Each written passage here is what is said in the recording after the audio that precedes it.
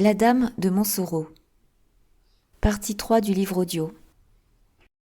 Chapitre 7 du tome 1 du roman.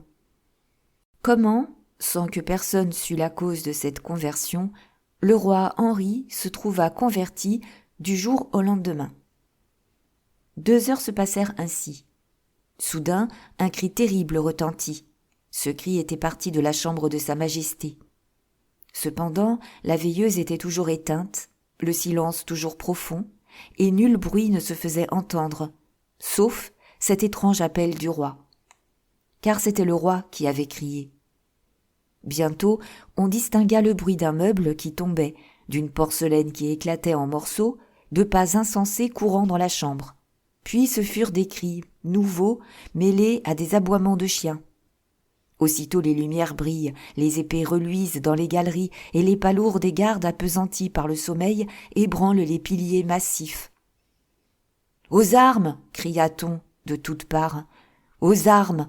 Le roi appelle ! Courons chez le roi !»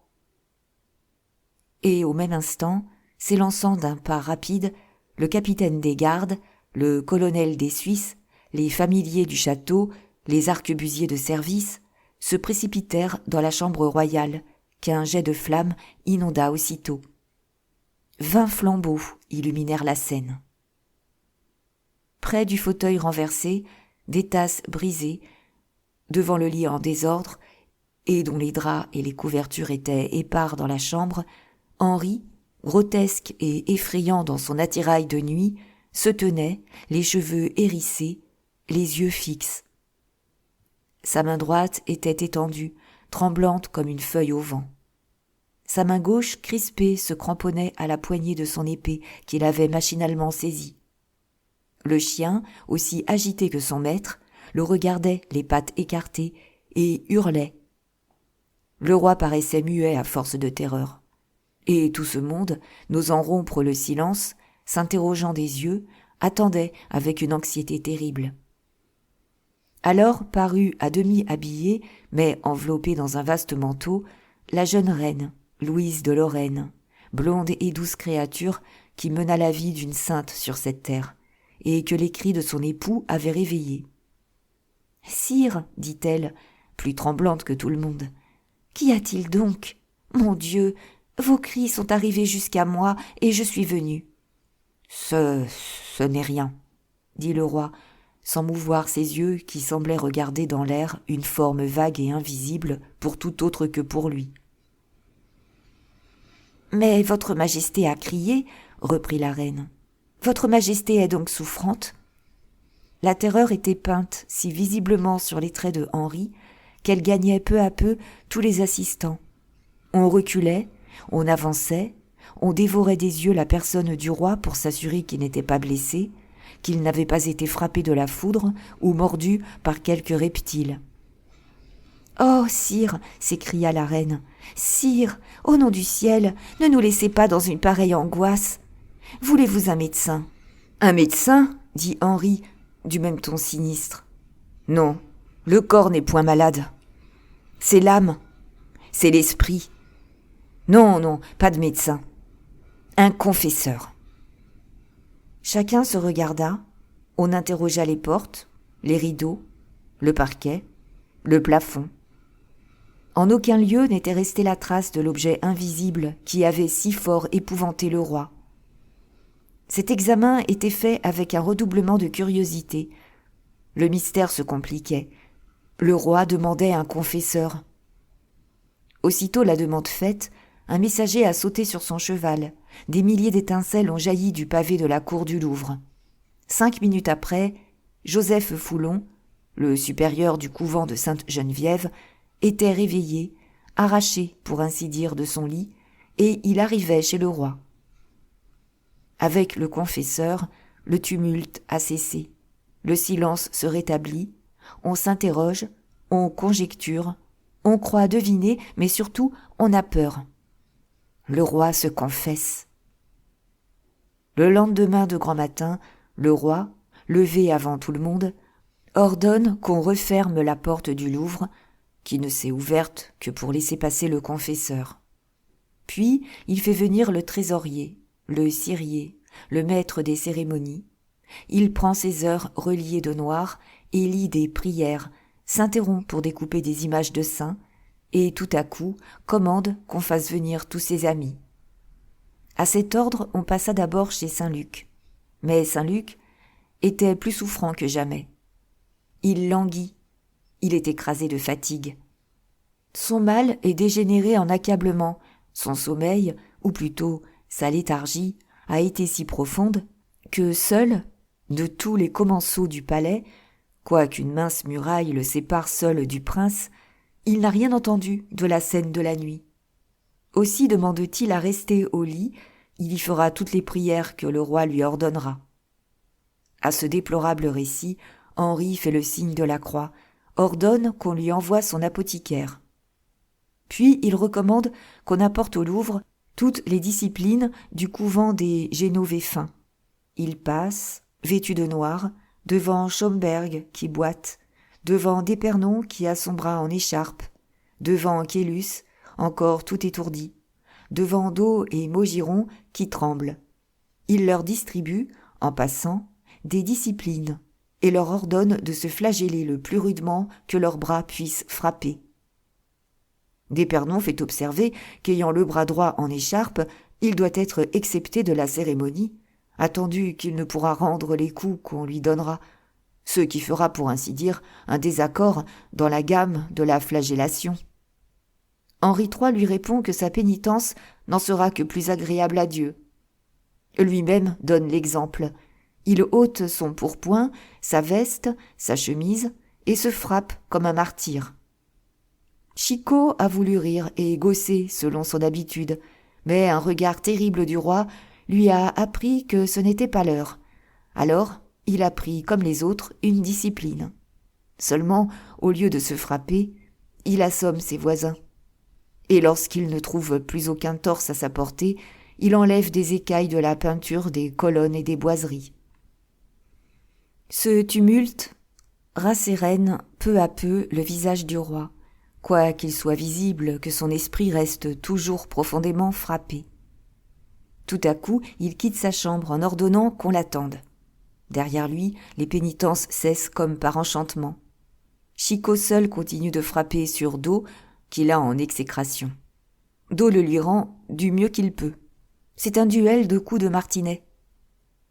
Henri est passé chez la reine. Il lui a fait don d'un collier de perles de 25 000 écus, l'a embrassé sur les 2 joues, ce qui ne lui est pas arrivé depuis plus d'1 an, et l'a supplié de déposer les ornements royaux et de se couvrir d'un sac. Louise de Lorraine, toujours bonne et douce, y consent aussitôt. Elle demande pourquoi son mari, en lui donnant un collier de perles, désire qu'elle se mette un sac sur les épaules. « Pour mes péchés », répond Henri. Cette réponse satisfait la reine, car elle connaît mieux que personne de quelle somme énorme de péchés son mari doit faire pénitence. Elle s'habille au gré de Henri, qui revient dans sa chambre en y donnant rendez-vous à la reine. À la vue du roi, la flagellation recommence. Do et Chicot, qui n'ont point cessé, sont en sang. Le roi les complimente et les appelle ses vrais et seuls amis. Au bout de 10 minutes, la reine arrive, vêtue de son sac. Aussitôt, on distribue des cierges à toute la cour, et, pieds nus, par cet horrible temps de givre et de neige, les beaux courtisans, les belles dames et les bons Parisiens, dévots au roi et à Notre-Dame, s'en vont à Montmartre, grelottant d'abord, mais échauffés bientôt par les coups furieux que distribue Chicot à tous ceux qui ont le malheur de se trouver à portée de sa discipline. Do s'est avoué vaincu et a pris la file à 50 pas de Chicot.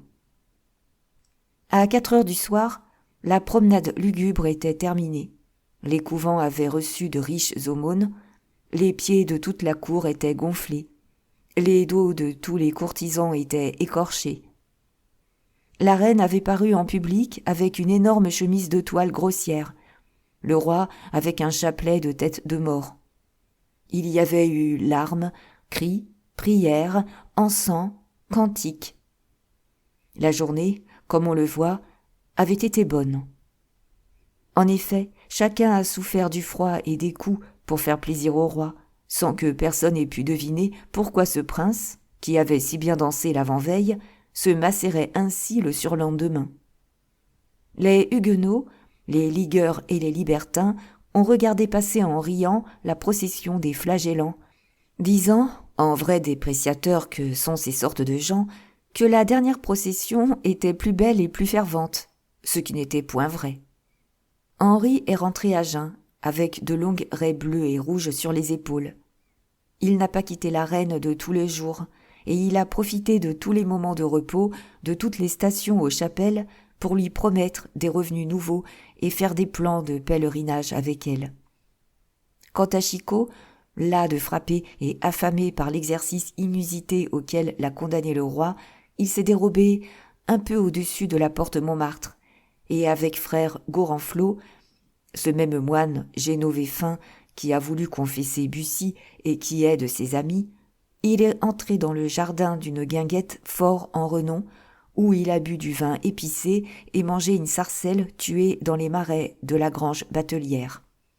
Puis, au retour de la procession, il a repris son rang et est revenu jusqu'au Louvre, frappant de plus belle les pénitents et les pénitentes et distribuant, comme il le disait lui-même, ses indulgences plénières. Le soir arrivé, le roi se sentit fatigué de son jeûne, de sa course pieds nus et des coups furieux qu'il s'était donnés. Il se fit servir un souper maigre, bassiner les épaules, allumer un grand feu, et passa chez Saint-Luc, qu'il trouva allègre et dispos. Depuis la veille, le roi était bien changé. Toutes ses idées étaient tournées vers le néant des choses humaines, vers la pénitence et la mort. « Ah, dit-il, avec cet accent profond de l'homme dégoûté de la vie, Dieu a en vérité bien fait de rendre l'existence si amère. » « Pourquoi cela, sire ?» demanda Saint-Luc. « Parce que l'homme fatigué de ce monde, au lieu de craindre la mort, y aspire. »« Pardon, sire, » dit Saint-Luc, « parlez pour vous. »« Mais je n'y aspire pas du tout à la mort. »« Écoute, Saint-Luc, » dit le roi en secouant la tête, « si tu faisais bien, tu suivrais mon conseil, je dirais plus, mon exemple. »« Bien volontiers, sire, si cet exemple me sourit. »« Veux-tu que nous laissions, moi ma couronne, toi ta femme, et que nous entrions dans un cloître?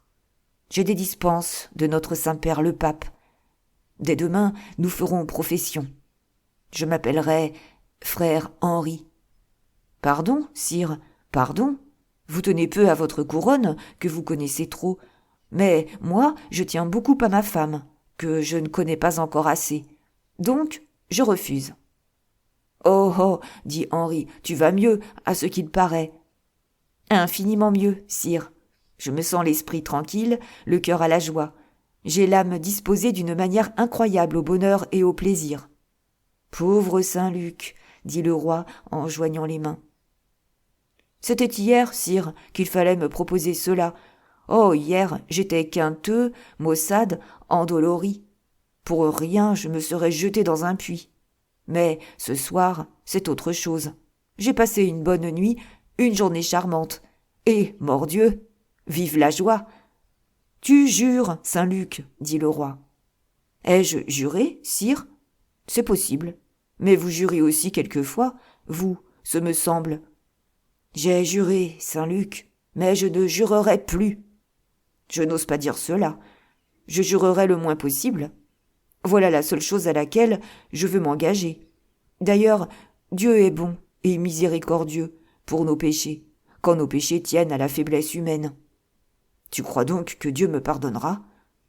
Oh, je ne parle pas pour vous, sire, je parle pour votre serviteur.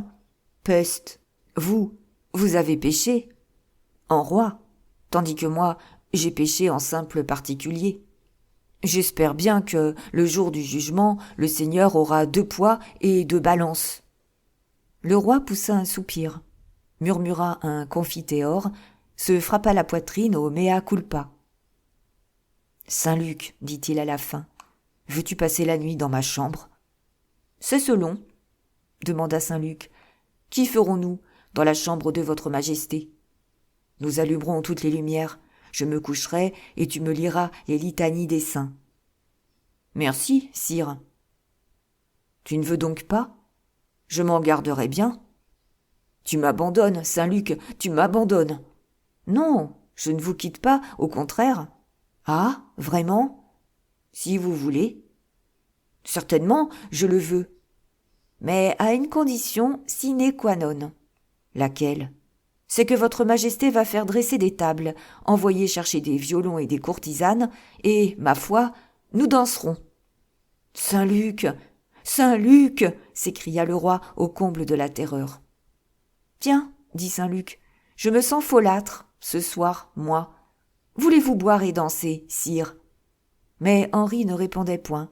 Son esprit, parfois si vif et si enjoué, s'assombrissait de plus en plus et semblait lutter contre une secrète pensée qui l'alourdissait, comme ferait un plomb attaché aux pattes d'un oiseau qui étendrait vainement ses ailes pour s'envoler.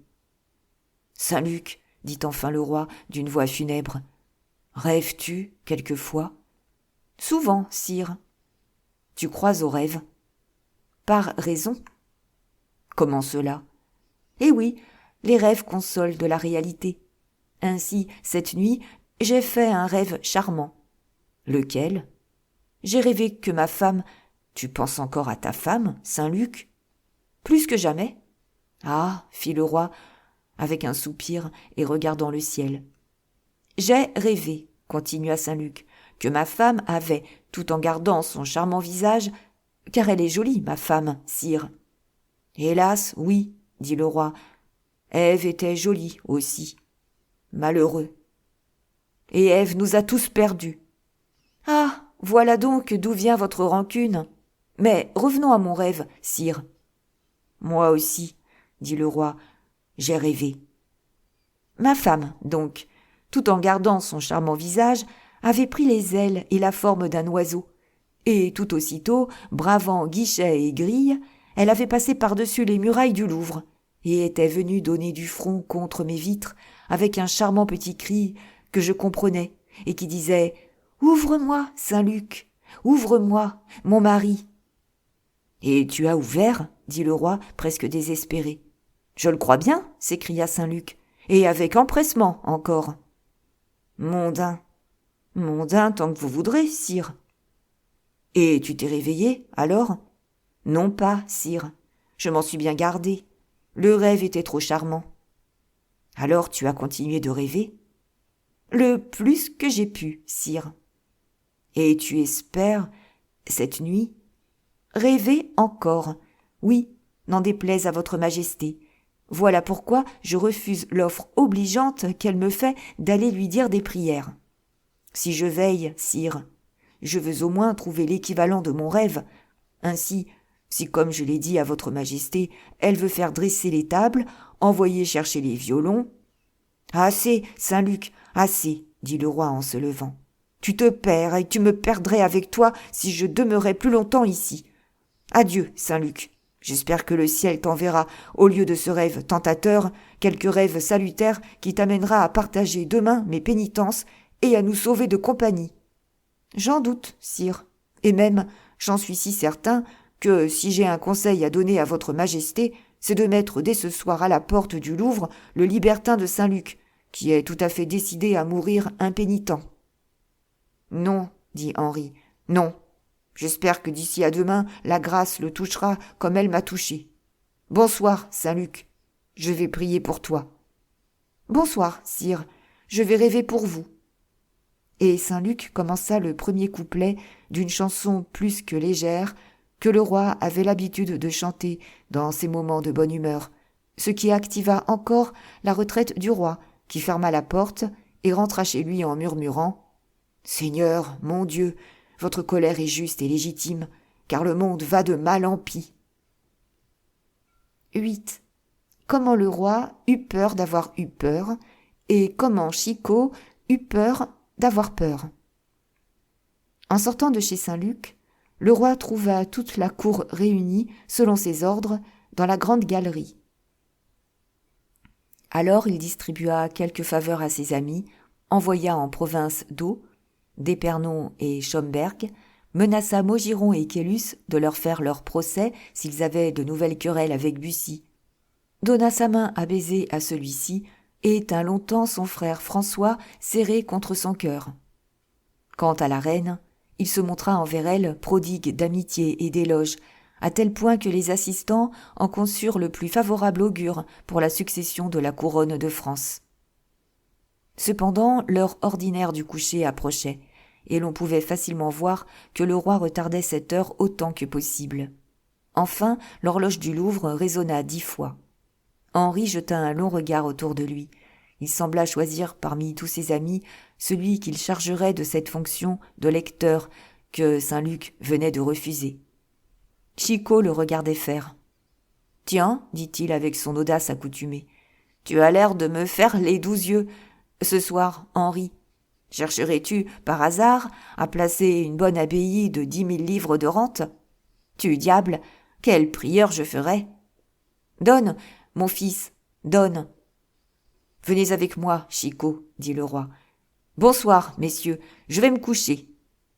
Chicot se retourna vers les courtisans, retroussa sa moustache et, avec une tournure des plus gracieuses, tout en roulant de gros yeux tendres, « Bonsoir, messieurs, répéta-t-il, parodiant la voix de Henri. « Bonsoir, nous allons nous coucher. » Les courtisans se mordirent les lèvres. Le roi rougit. « Ça, mon barbier, dit Chicot, mon coiffeur, mon valet de chambre et surtout ma crème. »« Non, dit le roi, il n'est besoin de rien de tout cela ce soir.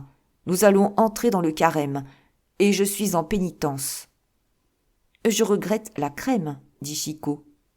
Le roi et le bouffon rentrèrent dans la chambre que nous connaissons.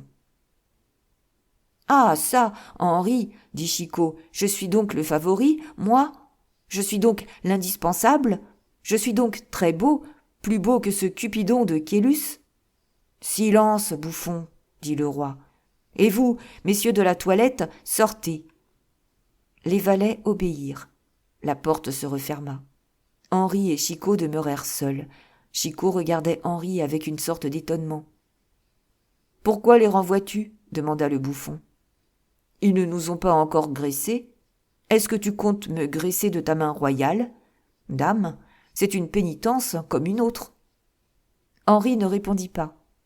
Tout le monde était sorti de la chambre, et les 2 rois, le fou et le sage, se regardaient. « Prions, dit Henri. « Merci, s'écria Chicot, ce n'est point assez divertissant. Si c'est pour cela que tu m'as fait venir, j'aime encore mieux retourner dans la mauvaise compagnie où j'étais. Adieu, mon fils, bonsoir. »« Restez, dit le roi. »« Oh oh, fit Chicot en se redressant, ceci dégénère en tyrannie. Tu es un despote, un Phalaris, un Denis. Je m'ennuie ici, moi. Toute la journée tu m'as fait déchirer les épaules de mes amis à coups de nerfs de bœuf, et voilà que nous prenons la tournure de recommencer ce soir. Peste, ne recommençons pas, Henri. Nous ne sommes plus que nous 2 ici, et à 2, tout coup porte. »« Taisez-vous, misérable bavard, dit le roi, et songez à vous repentir. »« Bon, nous y voilà. »« Me repentir, moi ? Et de quoi veux-tu que je me repente ? De m'être fait le bouffon d'un moine ? Confiteor, je me repens, mais à culpa. C'est ma faute, c'est ma très grande faute. »« Pas de sacrilège, malheureux, pas de sacrilège, dit le roi. »« Ah, ça, dit Chicot, j'aimerais autant être enfermé dans la cage des lions ou dans la loge des singes que d'être enfermé dans la chambre d'un roi maniaque. Adieu, je m'en vais. » Le roi enleva la clé de la porte. « Henri, dit Chicot, je te préviens que tu as l'air sinistre et que, si tu ne me laisses pas sortir, j'appelle, je crie, je brise la porte, je casse la fenêtre. Ah mais, Chicot, dit le roi du ton le plus mélancolique, Chicot, mon ami, tu abuses de ma tristesse. »« Ah, je comprends, dit Chicot, tu as peur de rester tout seul. Les tyrans sont comme cela. Fais-toi faire 12 chambres comme Denis ou 12 palais comme Tibère. En attendant, prends ma longue épée et laisse-moi reporter le fourreau chez moi, hein ?» À ce mot de peur, Un éclair était passé dans les yeux de Henri, puis, avec un frisson étrange, il s'était levé et avait parcouru la chambre.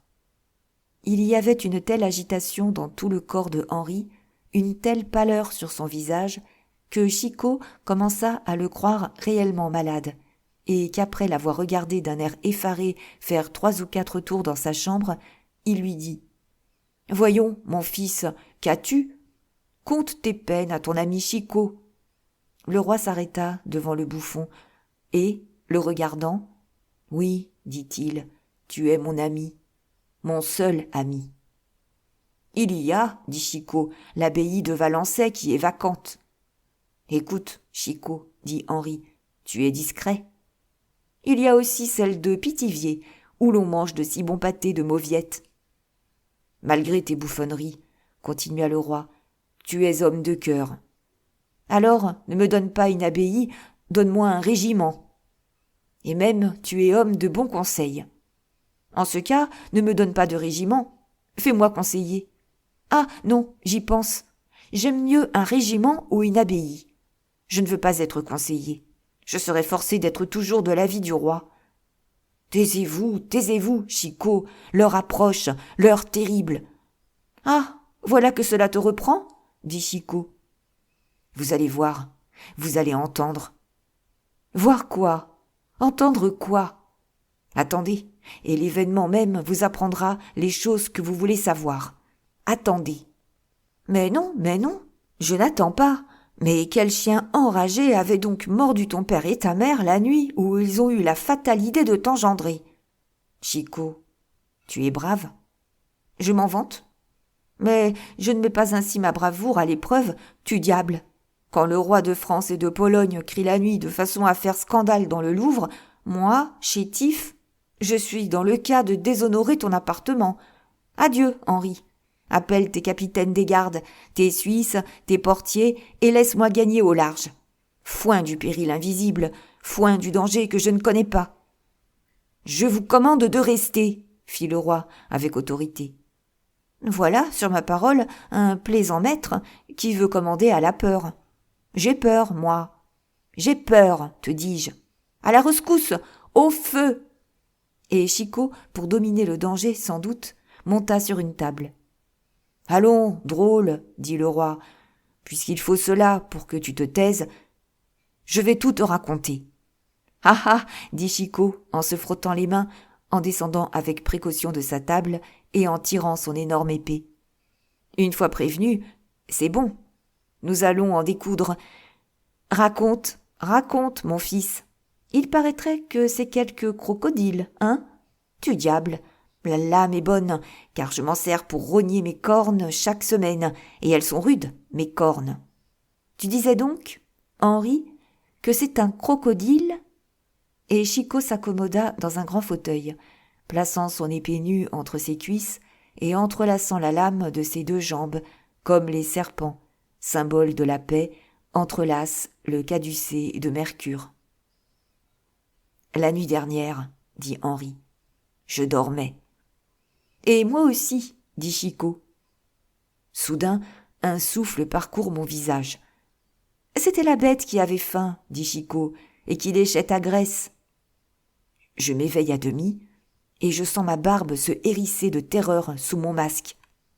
Ah, tu me fais délicieusement frissonner, dit Chicot en se pelotonnant dans son fauteuil et en appuyant son menton au pommeau de son épée. Alors, dit le roi avec un accent si faible et si tremblant que le bruit des paroles arriva à peine à l'oreille de Chicot. Alors, une voix retentit dans la chambre avec une vibration si douloureuse qu'elle ébranla tout mon cerveau. La voix du crocodile, oui.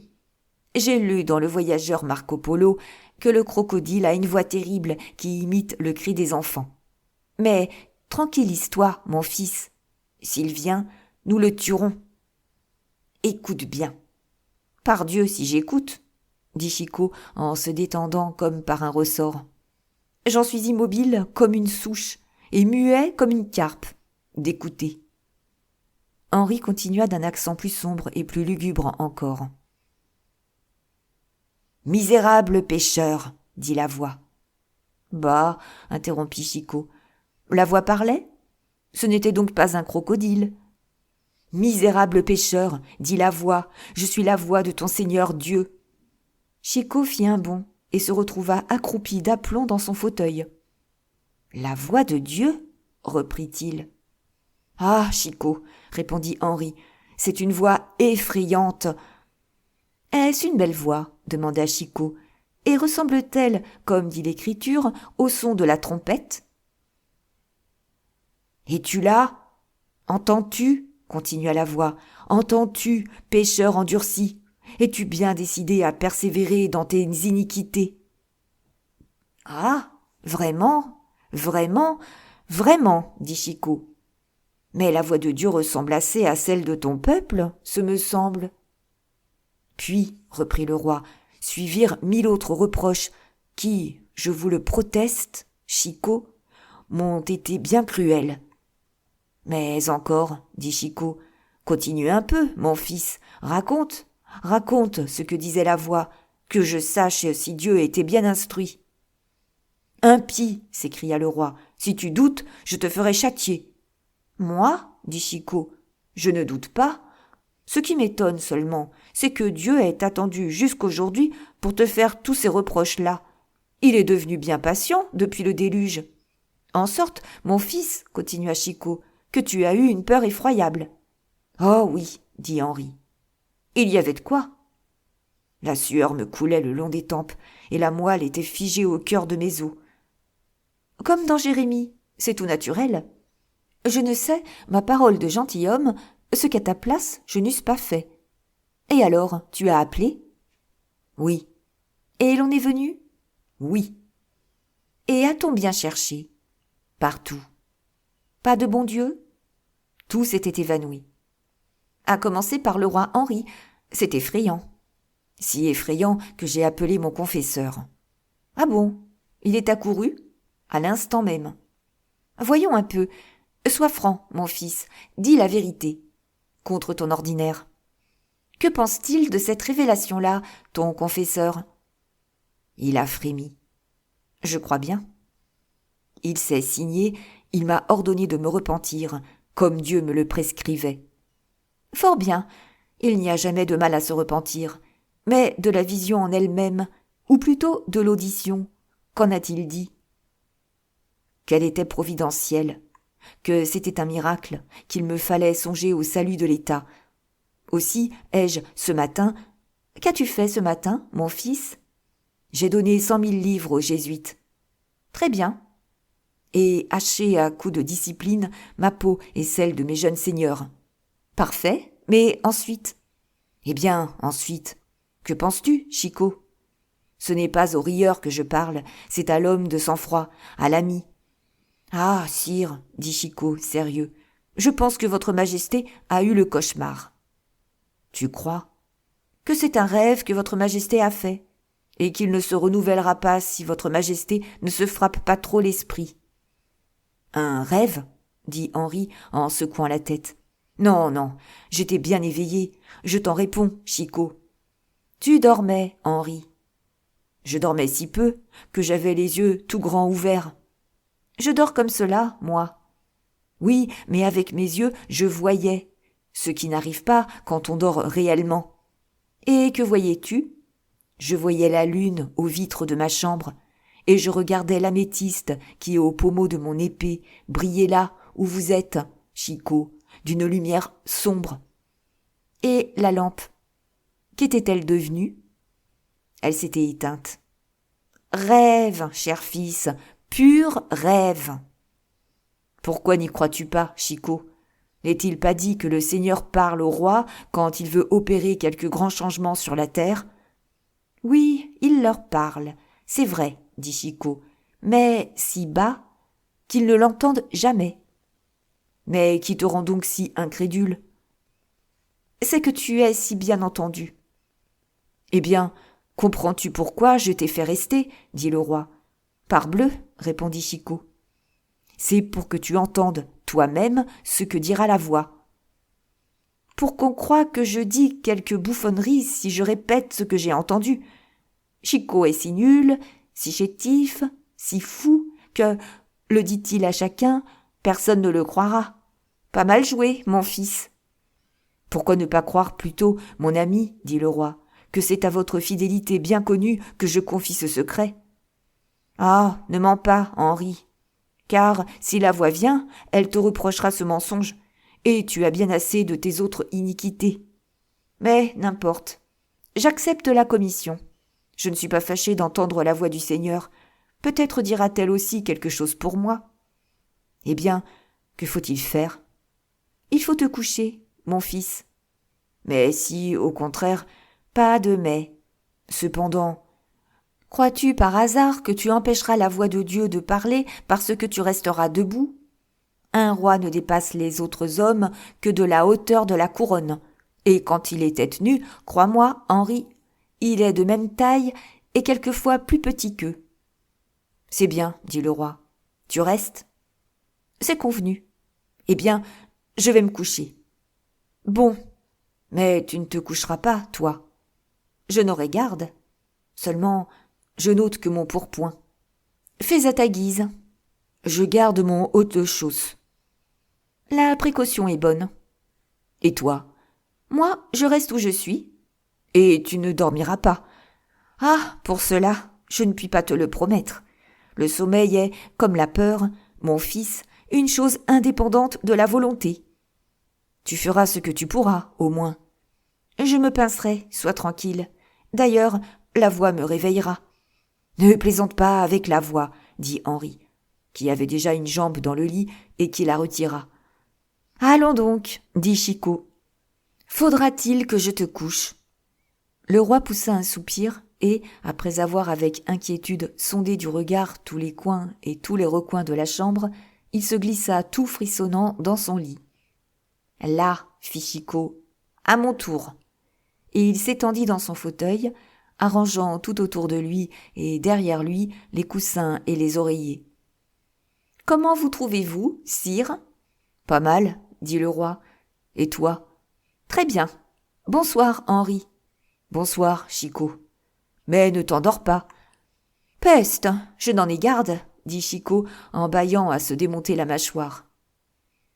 Et tous deux fermèrent les yeux, le roi pour faire semblant de dormir, Chicot pour dormir réellement. 9. Comment la voix du Seigneur se trompa et parla à Chicot, croyant parler au roi. Le roi et Chicot restèrent pendant l'espace de 10 minutes à peu près immobiles et silencieux. Tout à coup le roi se leva, comme en sursaut, et se mit sur son séant. Au mouvement et au bruit qui le tiraient de cette douce somnolence qui précède le sommeil, Chicot en fit autant. Tous deux se regardèrent avec des yeux flamboyants. « Quoi ?» demanda Chicot à voix basse. « Le souffle » dit le roi à voix plus basse encore. « Le souffle » Au même instant, une des bougies que tenait dans sa main le satyre d'or s'éteignit, puis une seconde, puis une troisième, puis enfin la dernière. « Oh oh !» dit Chicot. « Quel souffle !» Chicot n'avait pas prononcé la dernière de ces syllabes que la lampe s'éteignit à son tour, et que la chambre demeura éclairée seulement par les dernières lueurs du foyer. « Casse-cou !» dit Chicot en se levant tout debout. « Il va parler !» dit le roi en se courbant dans son lit. « Il va parler !»« Alors » dit Chicot, « écoute !» En effet, au même instant, on entendit une voix creuse et sifflante, par intervalles, qui disait dans la ruelle du lit « Pêcheur endurci, es-tu là ?»« Oui, oui, Seigneur, » dit Henri, dont les dents claquaient. « Oh oh » dit Chicot, « voilà une voix bien enrhumée pour venir du ciel.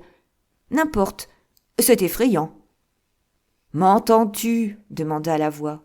« Oui, Seigneur, » balbutia Henri, « et j'écoute, courbé sous votre colère. »« Crois-tu donc m'avoir obéi ?» continua la voix, « en faisant toutes les momeries extérieures que tu as faites aujourd'hui, sans que le fond de ton cœur ait été sérieusement atteint ?»« Bien dit !» s'écria Chicot. « Oh, bien touché !» Les mains du roi se choquaient en se joignant. Chicot s'approcha de lui. « Eh bien, murmura Henri, eh bien, crois-tu maintenant, malheureux ?»« Attendez, dit Chicot. Que veux-tu ? Silence, donc. Écoute, tire-toi tout doucement de ton lit et laisse-moi m'y mettre à ta place. » »« Pourquoi cela ? » ?»« Afin que la colère du Seigneur tombe d'abord sur moi. »« Penses-tu qu'il m'épargnera pour cela ? » ?»« Essayons toujours. » Et, avec une affectueuse insistance, il poussa tout doucement le roi hors du lit et se mit en son lieu. « Maintenant, Henri, dit-il, va t'asseoir dans mon fauteuil et laisse-moi faire. » Henri obéit, il commençait à deviner. « Tu ne réponds pas, reprit la voix, preuve que tu es endurci dans le péché. »« Oh, pardon, pardon, Seigneur, dit Chicot en nasillant comme le roi. Puis, s'allongeant vers Henri, « C'est drôle, dit-il. Comprends-tu, mon fils ? Le bon Dieu qui ne reconnaît pas Chicot. »« Ouais, fit Henri.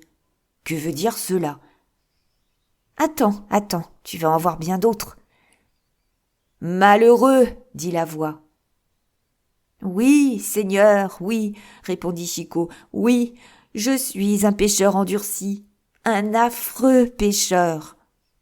Alors, reconnais tes crimes et repens-toi. »« Je reconnais, dit Chicot, avoir été un grand traître vis-à-vis de mon cousin de Condé, dont j'ai séduit la femme, et je me repens. »« Mais que dis-tu donc là ? Murmura le roi.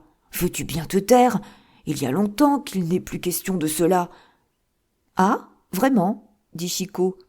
Passons à autre chose. »« Parle, dit la voix. »« Je reconnais, continua le faux Henri, avoir été un grand larron vis-à-vis des Polonais qui m'avaient élu roi, que j'ai abandonné une belle nuit en portant tous les diamants de la couronne, et je me repens. »« Hé, Bélitre, dit Henri, que rappelles-tu là ? C'est oublié. »« Il faut bien que je continue de le tromper, reprit Chicot. Laissez-moi faire. »« Parle, dit la voix. »« Je reconnais, dit Chicot, avoir soustrait le trône de France à mon frère d'Alençon, à qui il revenait de droit, puisque j'y avais formellement renoncé en acceptant le trône de Pologne, et je me repens. »« Coquin, dit le roi. »« Ce n'est pas encore cela, reprit la voix. »« Je reconnais m'être entendu avec ma bonne mère Catherine de Médicis pour chasser de France mon beau-frère le roi de Navarre, après avoir détruit tous ses amis, et ma sœur la reine Marguerite, après avoir détruit tous ses amants, de quoi j'ai un repentir bien sincère. »« Ah, brigand que tu es, murmura le roi, les dents serrées de colère. »« Sire, n'offensons pas Dieu en essayant de lui cacher ce qu'il sait aussi bien que nous. »« Il ne s'agit pas de politique, poursuivit la voix. »« Ah, nous y voilà, poursuivit Chicot avec un accent lamentable. »« Il s'agit de mes mœurs, n'est-ce pas ? » ?»« À la bonne heure, dit la voix. »« Il est vrai, mon Dieu, continua Chicot, parlant toujours au nom du roi, que je suis bien efféminé, bien paresseux, bien molle, bien niais et bien hypocrite. »« C'est vrai, fit la voix avec un son caverneux. J'ai maltraité les femmes, la mienne surtout, une si digne femme. On doit aimer sa femme comme soi-même. Et la préférer à toute chose, dit la voix furieuse. Ah, s'écria Chicot d'un ton désespéré, j'ai bien péché alors. Et tu as fait pécher les autres en donnant l'exemple. C'est vrai, c'est encore vrai. Tu as failli damner ce pauvre Saint-Luc. Bah, fit Chicot, êtes-vous bien sûr, mon Dieu, que je ne l'ai pas damné tout à fait ? Non, mais cela pourra bien lui arriver, et à toi aussi, si tu ne le renvoies demain matin, au plus tard, dans sa famille. Ah ah, dit Chicot au roi, la voix me paraît amie de la maison de Cossé. Et si tu ne le fais duc et sa femme duchesse, continua la voix, pour indemnité de ses jours de veuvage anticipé. Et si je n'obéis pas, dit Chicot, laissant percer dans sa voix un soupçon de résistance. « Si tu n'obéis pas, reprit la voix en grossissant d'une façon terrible, tu cuiras pendant l'éternité dans la grande chaudière où cuisent, en t'attendant, Sardanapale, Nabuchodonosor et le maréchal de Retz. » Henri III poussa un gémissement. La peur, à cette menace, le reprenait, plus poignante que jamais. « Peste !» dit Chicot. « Remarques-tu, Henri, comme le ciel s'intéresse à Monsieur de Saint-Luc ? On dirait, le diable m'emporte, qu'il a le bon Dieu dans sa manche. » Mais Henri n'entendait pas les bouffonneries de Chicot, ou, s'il les entendait, elles ne pouvaient le rassurer. « Je suis perdu, disait-il avec égarement.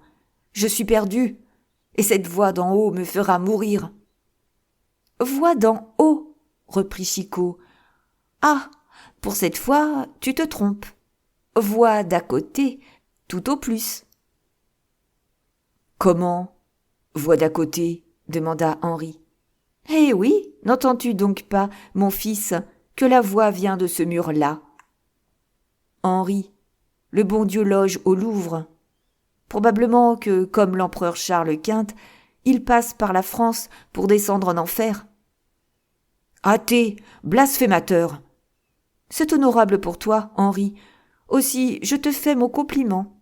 Mais, je te l'avouerai, je te trouve bien froid à l'honneur que tu reçois.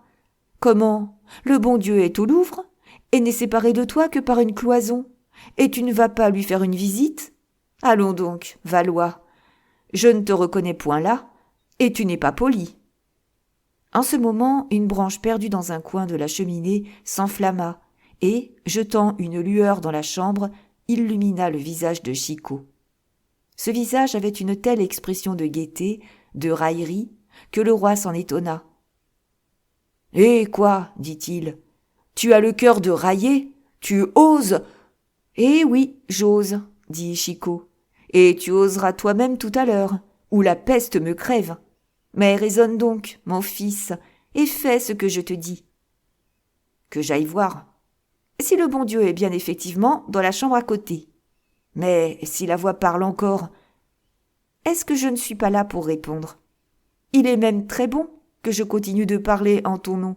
Cela fera croire à la voix qui me prend pour toi que tu y es toujours, car elle est noblement crédule, la voix divine, et ne connaît guère son monde. Comment, depuis un quart d'heure que je brais, elle ne m'a pas reconnu ? C'est humiliant pour une intelligence. » Henri fronça le sourcil. Chicot venait d'en dire tant que son incroyable crédulité était entamée. « Je crois que tu as raison, Chicot, dit-il, et j'ai bien envie. »« Mais va donc, dit Chicot en le poussant. Henri ouvrit doucement la porte du corridor qui donnait dans la chambre voisine, qui était, on se le rappelle, l'ancienne chambre de la nourrice de Charles IX, habitée pour le moment par Saint-Luc. Mais il n'eut pas plutôt fait 4 pas dans le couloir qu'il entendit la voix redoubler de reproches. Chicot y répondait par les plus lamentables doléances. « Oui, disait la voix, tu es inconstant comme une femme, mou comme un sybarite, corrompu comme un païen. »« Hé !» pleurnichait Chicot. « Hé ! Hé ! Est-ce ma faute, grand Dieu, si tu m'as fait la peau si douce, les mains si blanches, le nez si fin, l'esprit si changeant ? Mais c'est fini, mon Dieu. À partir d'aujourd'hui, je ne veux plus porter que des chemises de grosse toile.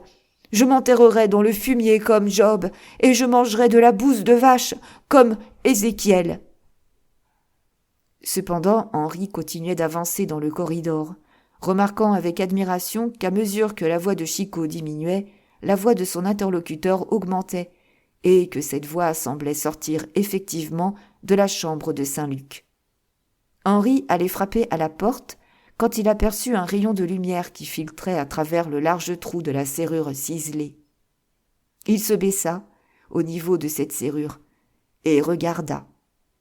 Tout à coup, Henri, qui était fort pâle, rougit de colère, se releva et se frotta les yeux comme pour mieux voir ce qu'il ne pouvait croire tout en le voyant.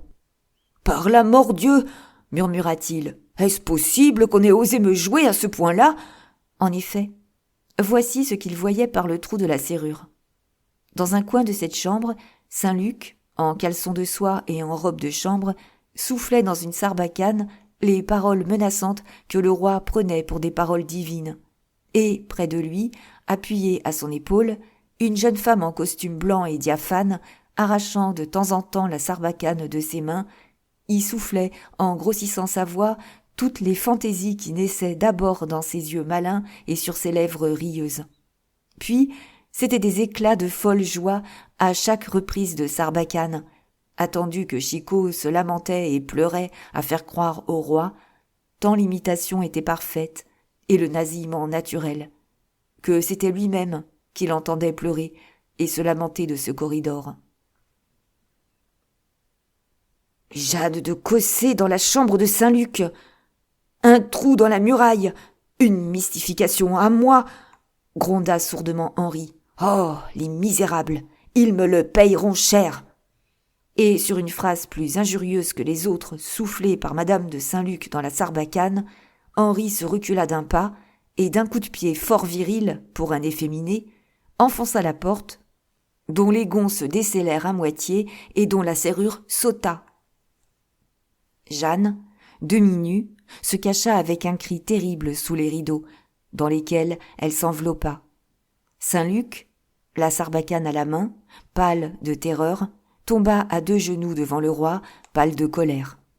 « Ah !» criait Chicot du fond de la chambre royale. « Ah ! Miséricorde ! J'en appelle à la Vierge Marie, à tous les saints. Je m'affaiblis, je me meurs !» Mais, dans la chambre à côté, nul des acteurs de la scène burlesque que nous venons de raconter n'avait encore eu la force de parler, tant la situation avait rapidement tourné au dramatique. Henri rompit le silence par un mot, et cette immobilité par un geste. « Sortez !» dit-il en étendant le bras.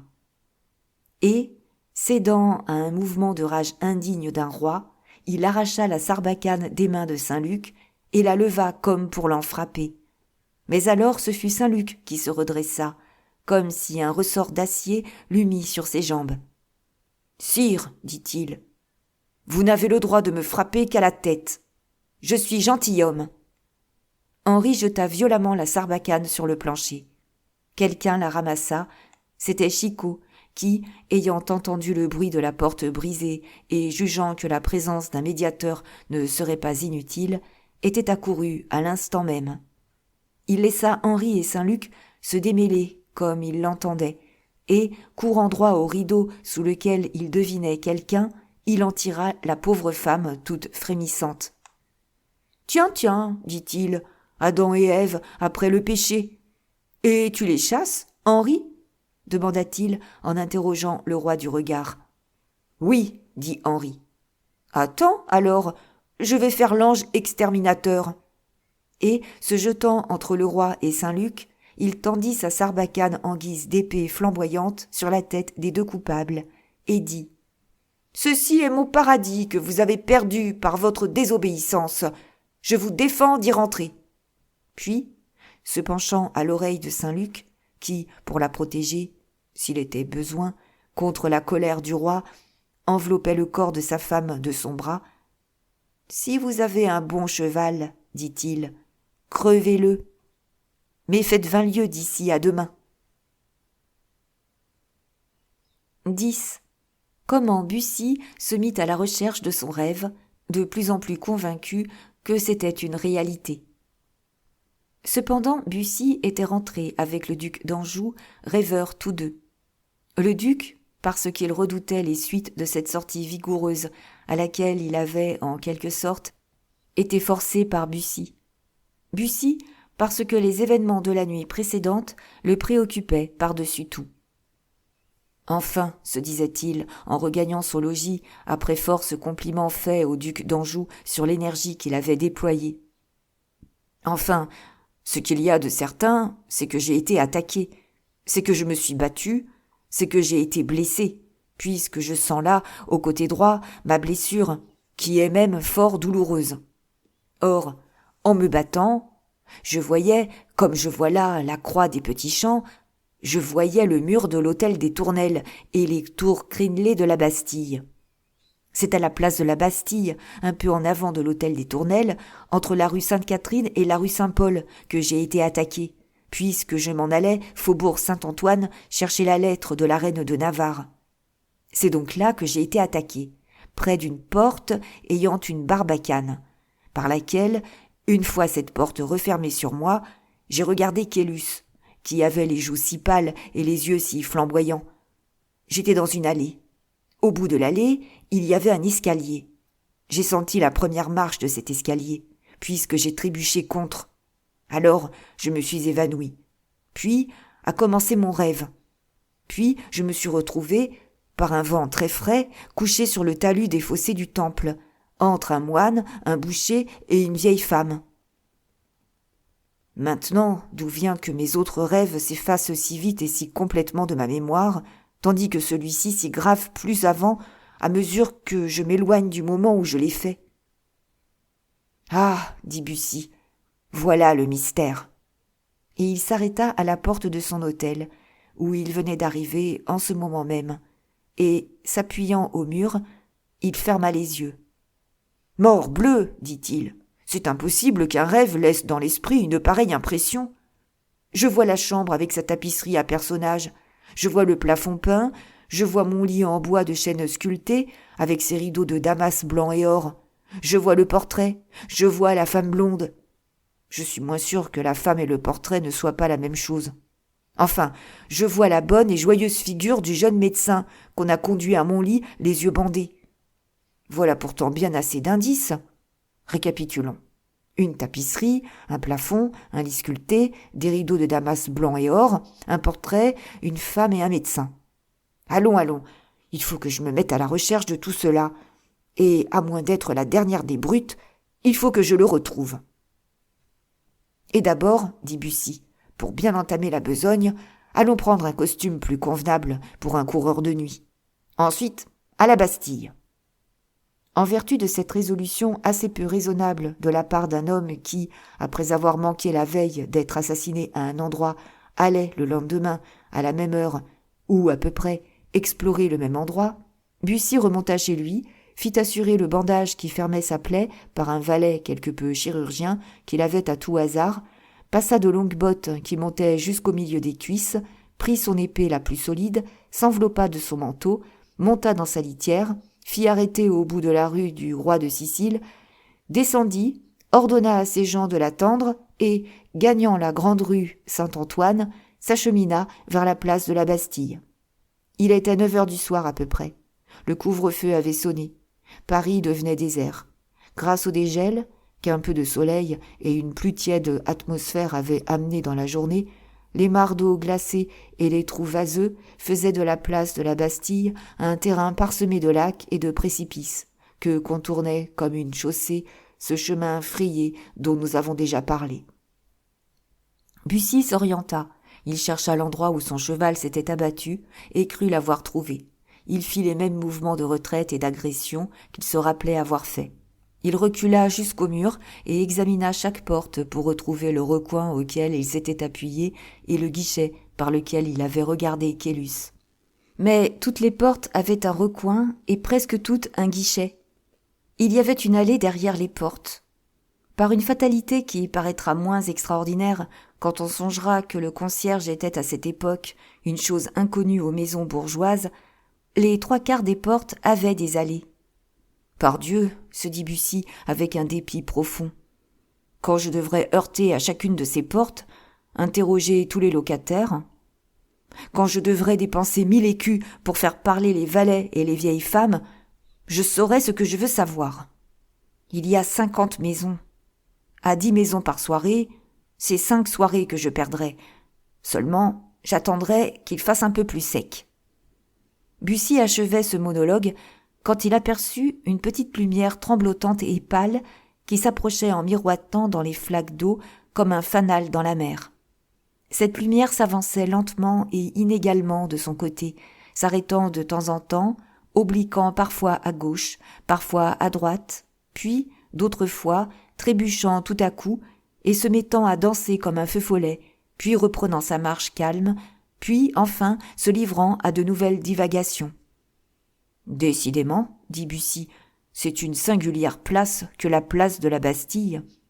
Mais n'importe, attendons. » Et Bussy, pour attendre plus à son aise, s'enveloppa de son manteau et s'emboîta dans l'angle d'une porte.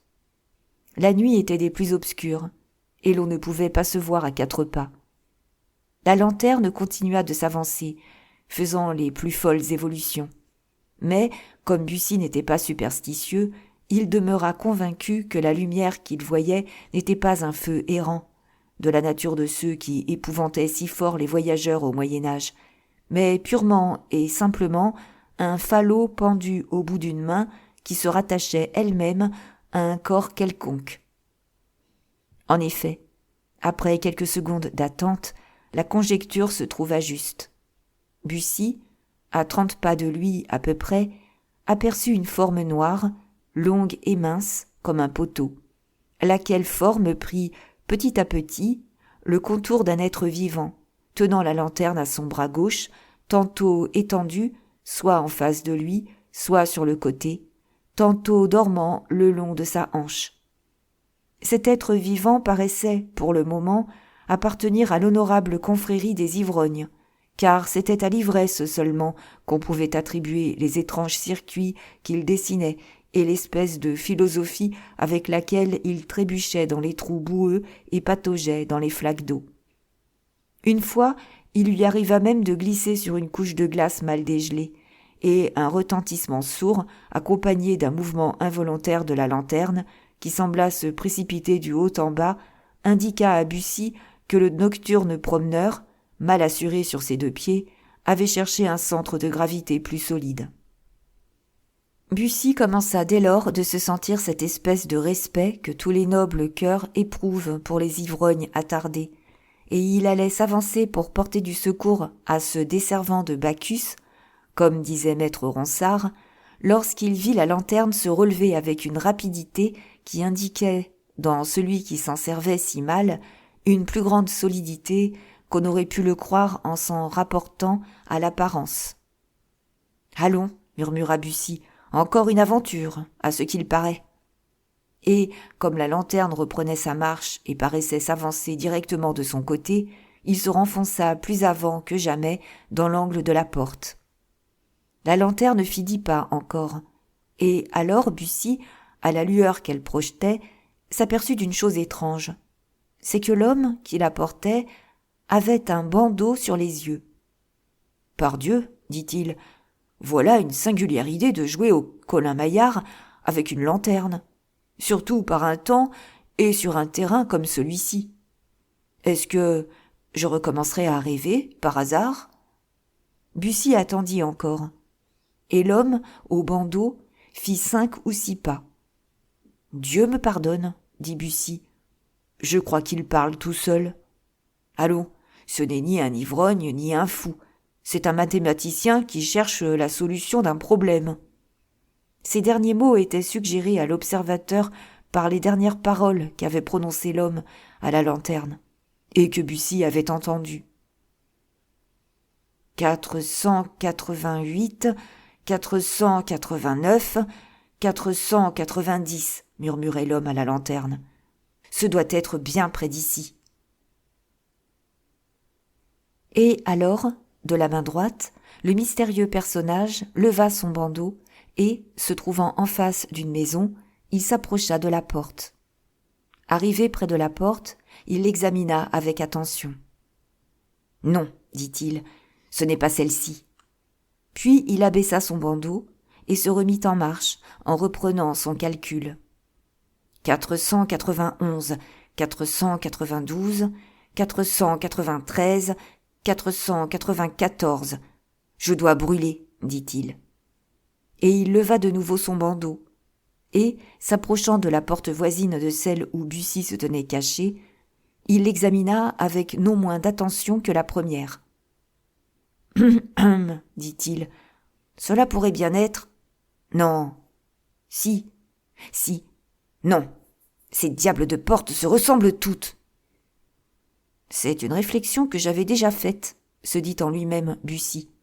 Cela me donne de la considération pour le mathématicien. » Le mathématicien replaça son bandeau et continua son chemin. 495, 496, 497, 498, 499.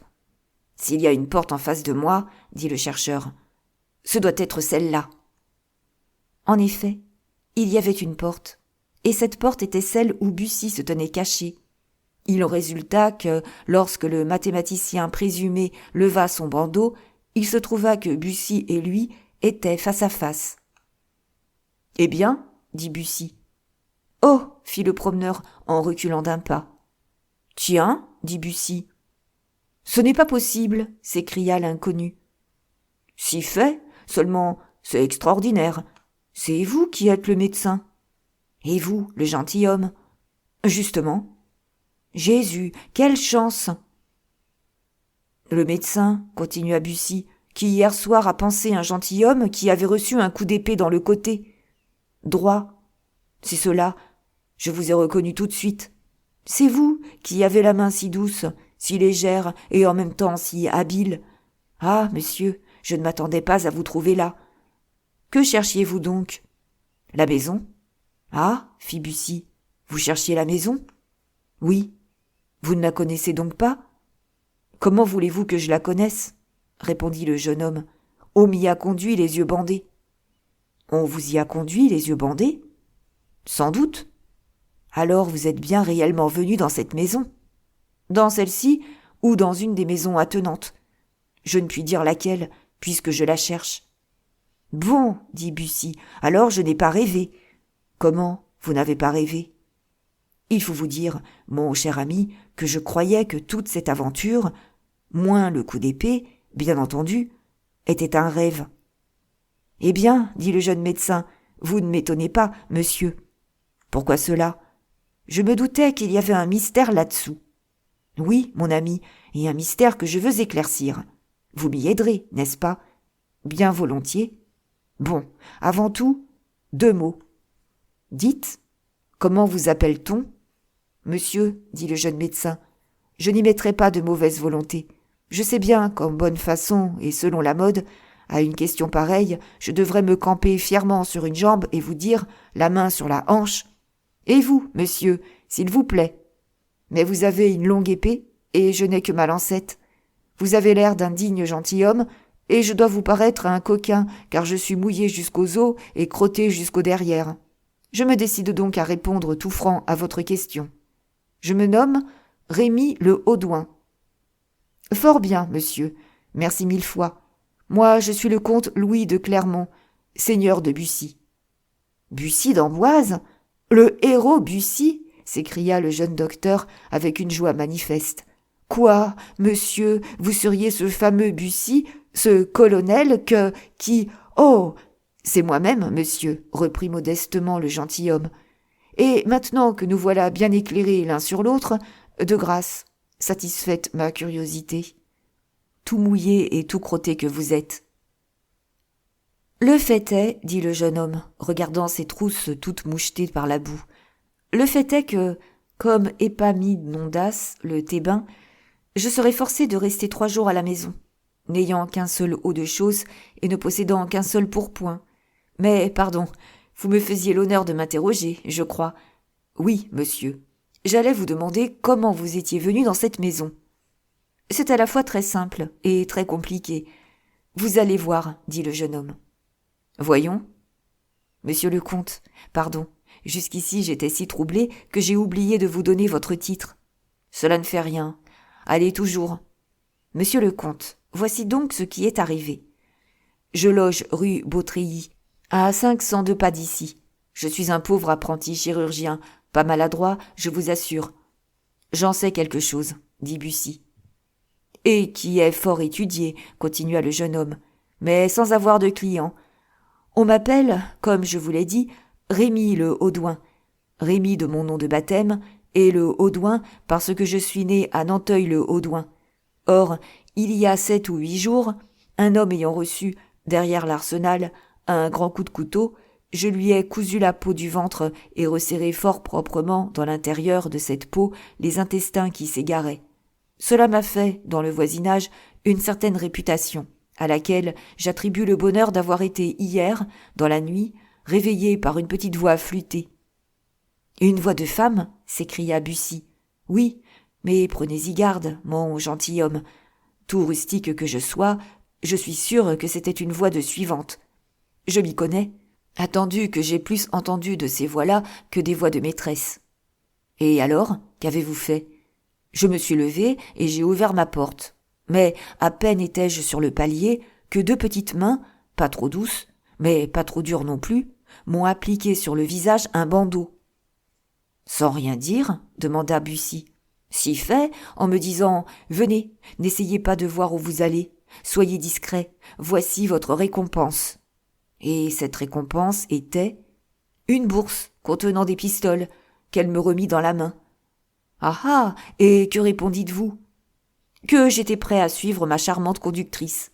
Je ne savais pas si elle était charmante ou non, mais je pensais que l'épithète, pour être peut-être un peu exagérée, ne pouvait pas nuire. « Et vous suivîtes, sans faire d'observation, sans exiger de garantie ? J'ai lu souvent de ces sortes d'histoires dans les livres, et j'ai remarqué qu'il en résultait toujours quelque chose d'agréable pour le médecin. Je suivis donc, comme j'avais l'honneur de vous le dire. On me guida sur un sol dur. Il gelait, et je comptais 400, 450, 500, et enfin 502 pas. « Bien, dit Bussy, c'était prudent. Alors, vous devez être à cette porte. » Je ne dois pas en être loin, du moins, puisque cette fois j'ai compté jusqu'à 499. À moins que la rusée Péronnelle, et je la soupçonne de cette noirceur, ne m'ait fait faire des détours. « Oui, mais en supposant qu'elle ait songé à cette précaution, dit Bussy, elle a bien, quand le diable y serait, donné quelque indice, prononcé quelques noms. »« Aucun. Mais vous-même avez dû faire quelques remarques. » J'ai remarqué tout ce qu'on peut remarquer avec des doigts habitués à remplacer quelquefois les yeux, c'est-à-dire une porte avec des clous, derrière la porte une allée, au bout de l'allée un escalier. À gauche. C'est cela, j'ai compté les degrés même. Combien ? 12. À l'entrée tout de suite ? Un corridor, je crois, car on a ouvert 3 portes. Bien. Puis j'ai entendu une voix. Ah, celle-là, par exemple, c'était une voix de maîtresse, douce et suave. Oui, oui, c'était la sienne. Bon, c'était la sienne. J'en suis sûr. C'est déjà quelque chose que vous soyez sûr. Puis on m'a poussé dans la chambre où vous étiez couché. Et l'on m'a dit d'ôter mon bandeau. C'est cela. Je vous ai aperçu alors. Où étais-je ? Couché sur un lit. Sur un lit de damas blanc à fleurs d'or. Oui. Dans une chambre tendue en tapisserie. À merveille. Avec un plafond à personnages. C'est cela. De plus, entre 2 fenêtres. Un portrait. Admirable.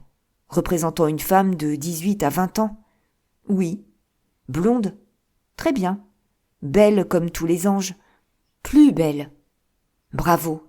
Alors, qu'avez-vous fait ? Je vous ai pensé. Et très bien, ma foi. Du mieux que j'ai pu. Admirablement, mon cher monsieur, admirablement. Car ce matin, la plaie était presque fermée et bien rose. C'est grâce à un baume que j'ai composé, et qui me paraît, à moi, souverain.